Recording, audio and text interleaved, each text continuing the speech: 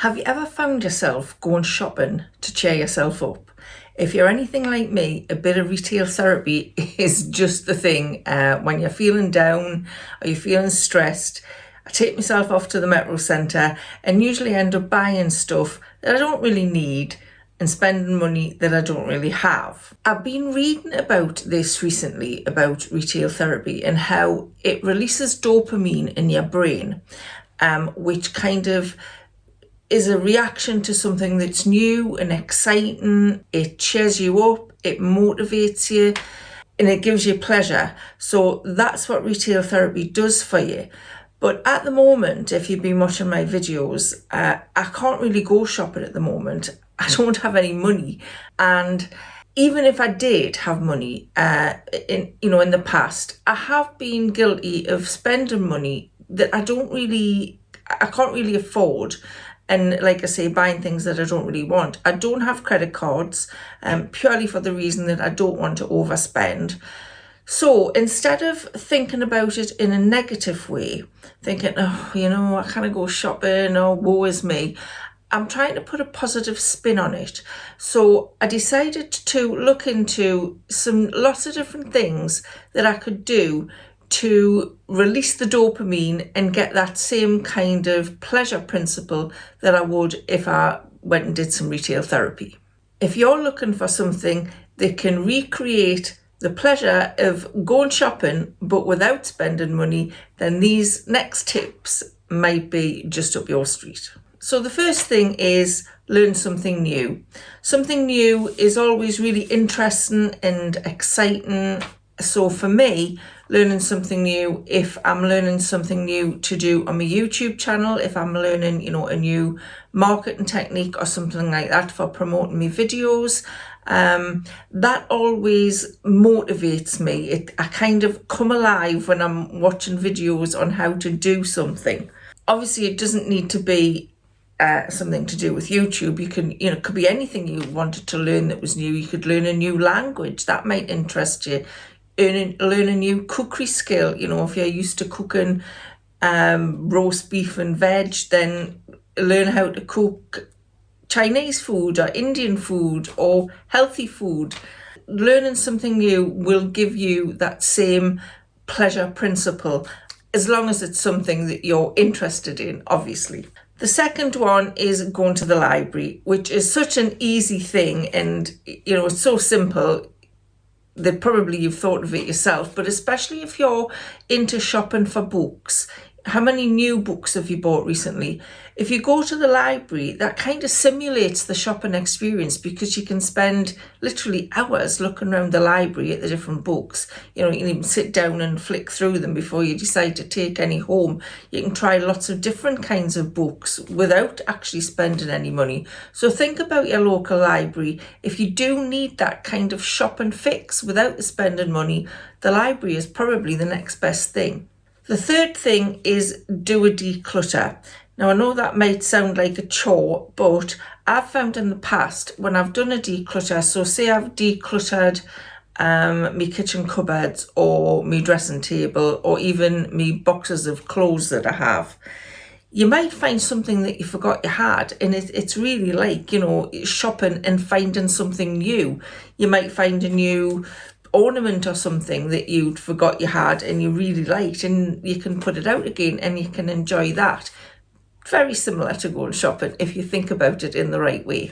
The fourth one is along the same lines, and that's to reorganize things. I used to have a really, not a habit, but when we first got our house, I had a habit of rearranging the living room quite often.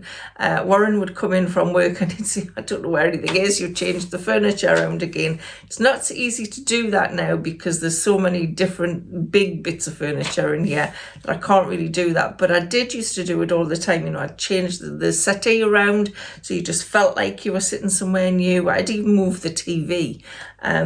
Just change things around. It might be that you just move some ornaments around on a table, or move a couple of coffee tables around so they're in different places. It just gives you that new different thing that you're doing to create that buzz that you would get if you were going shopping. if you don't want to change your living room round, or if, like me, you actually physically can't do that now, how about rearranging the foods in your cupboard? So you might have loads of stuff in your cupboard or your freezer that you've had for a while and you haven't done anything with it. Move it to the front.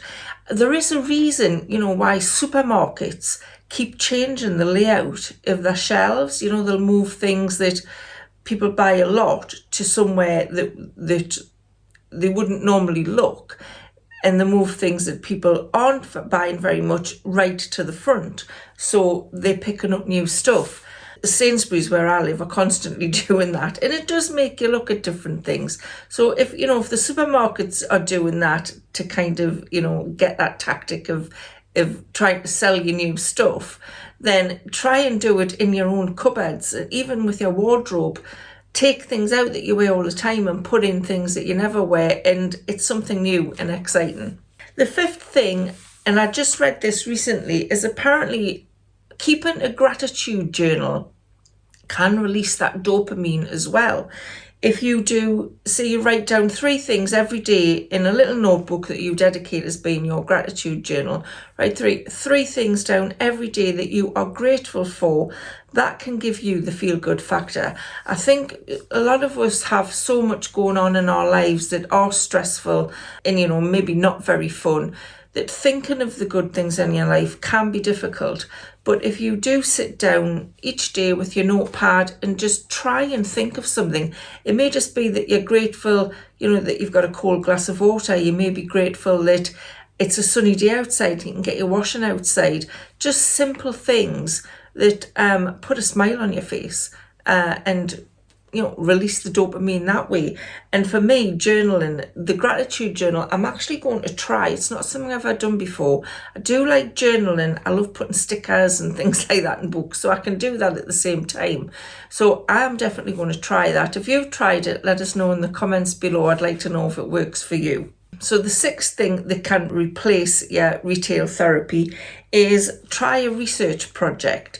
I love research projects. Like, doing the research for this video really excited us. I found it really interesting, and I found a book that I downloaded on my Audible because I get a free credit every month.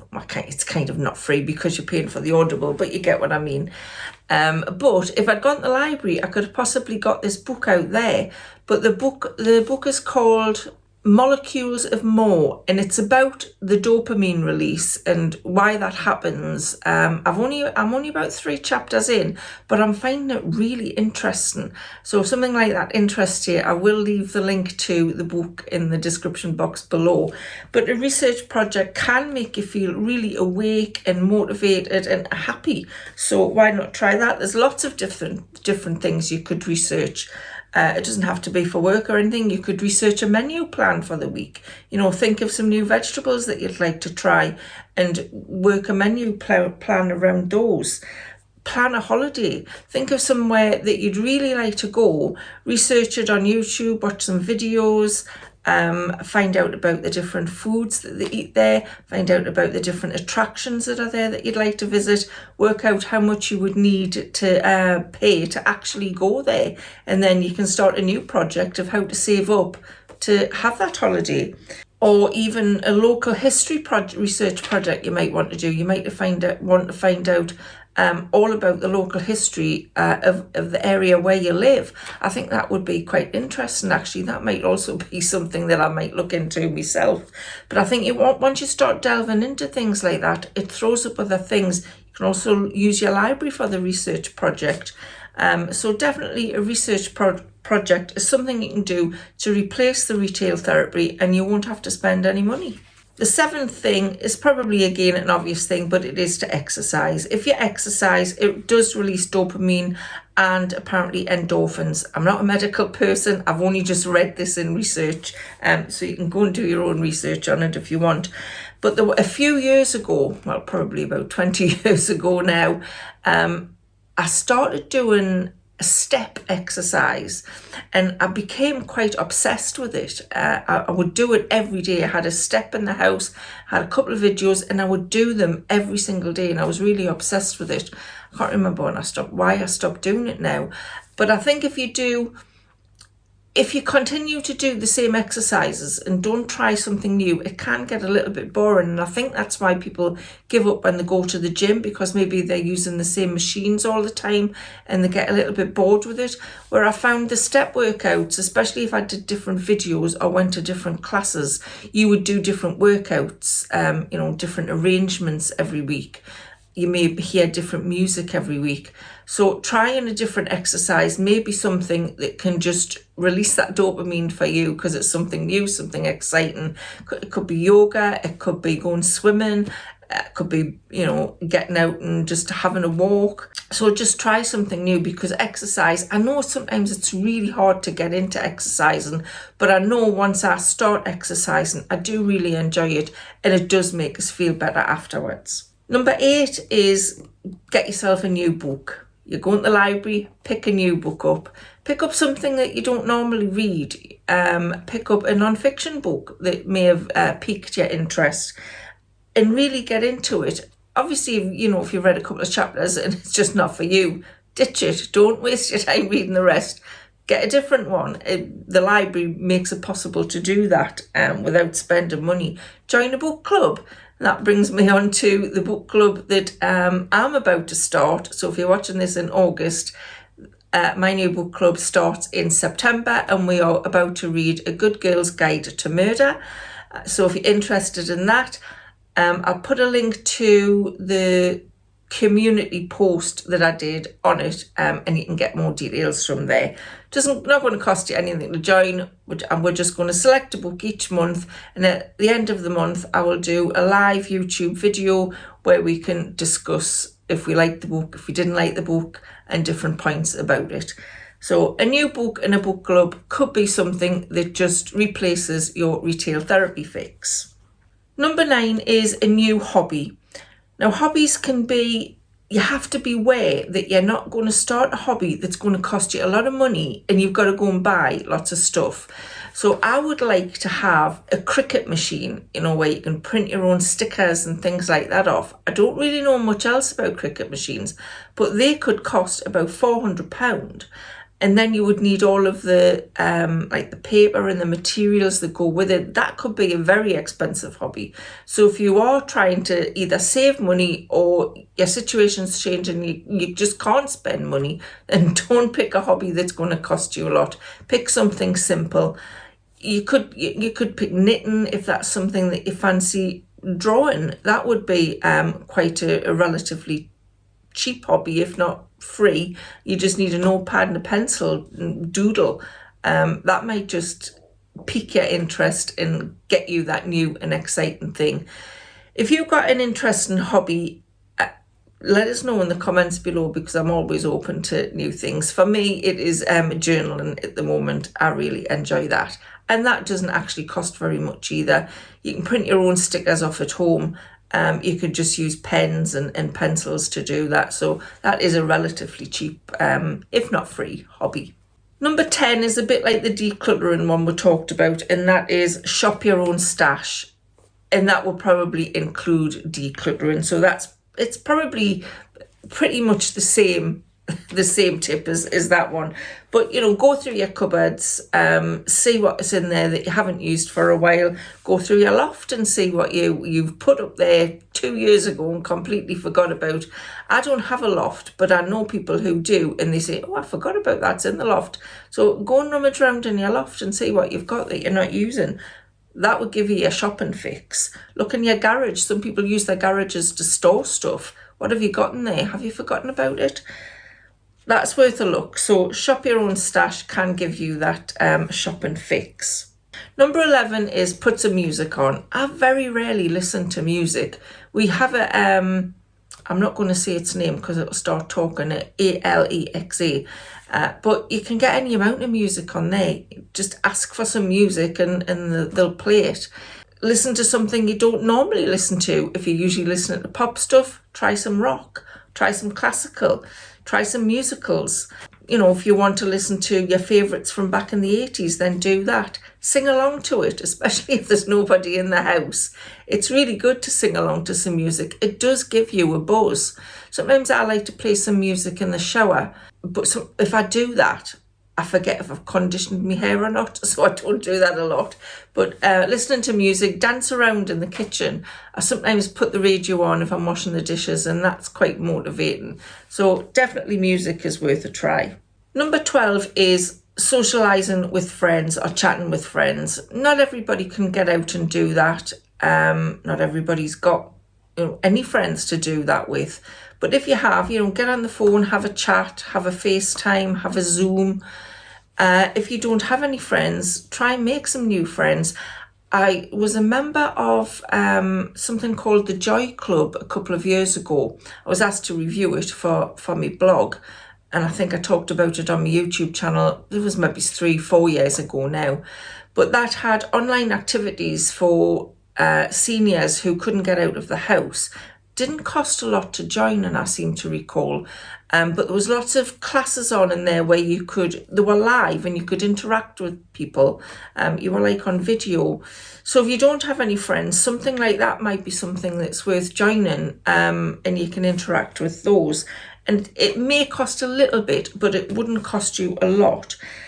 If you do have friends that you can get together with, instead of going shopping with them or going for a meal with them or even going to for a coffee with them, because even going to a coffee shop can cost a lot of money, why not have them round to the house or go to their house and have a vision board party? I wrote about this on a blog post, I think it was last year, and I'll put a link to it in the description box below. So a vision board is just you cutting things out of magazines and sticking them onto this maybe A3 piece of paper for things that you would like to do in the future. It may be a retirement vision board. How do you see your retirement?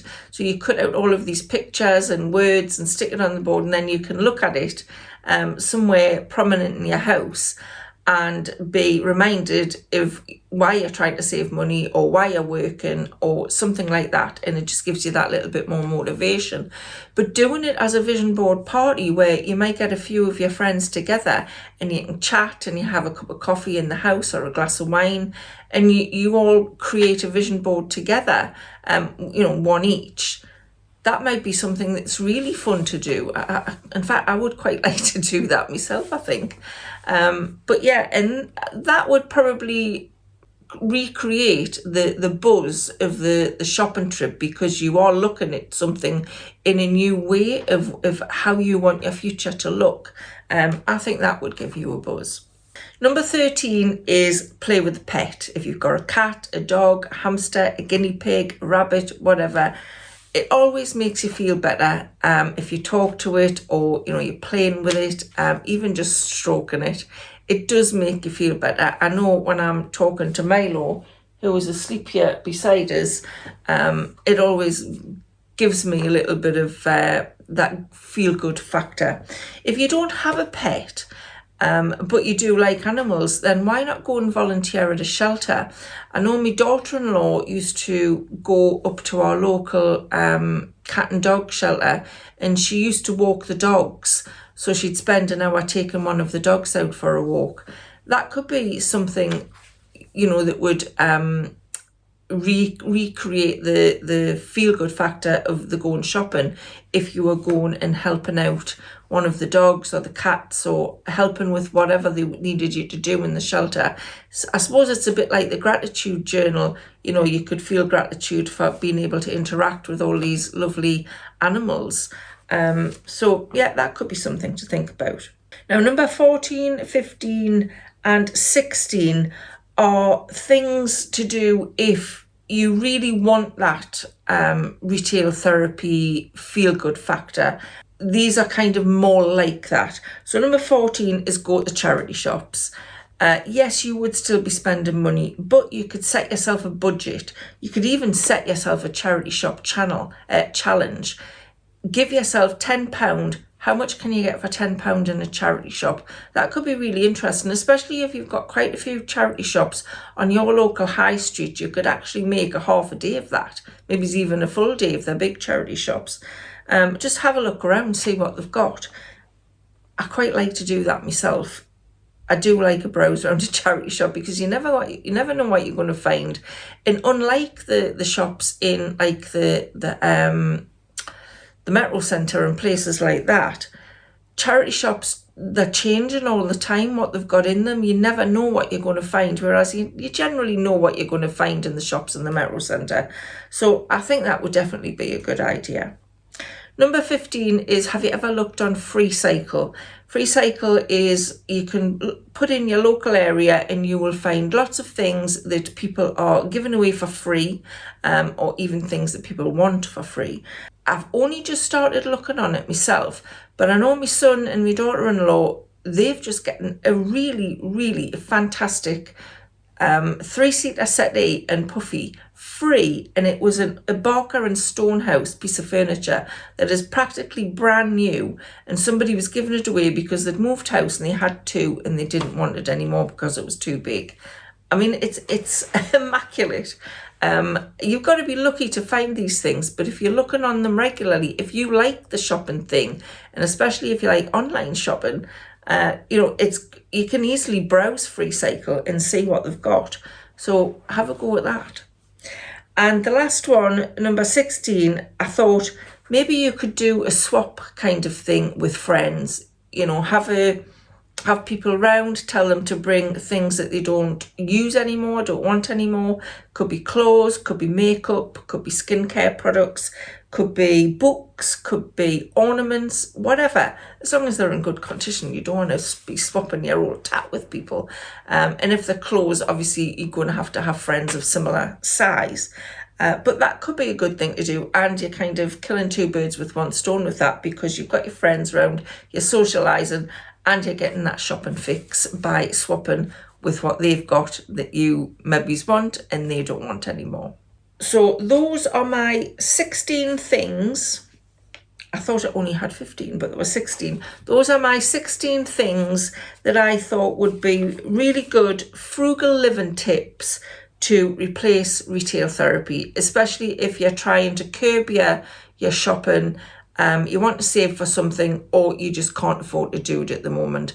Don't get me wrong, when next year, when we get back on track, I will still go and do some retail therapy on occasion, but I think it might be good in any case to give these things a try. So maybe I won't want to do some retail therapy as much when I'm able to. So that's all I've got for you today. Thank you so much for watching. I hope you found it interesting. See you again soon. Bye for now.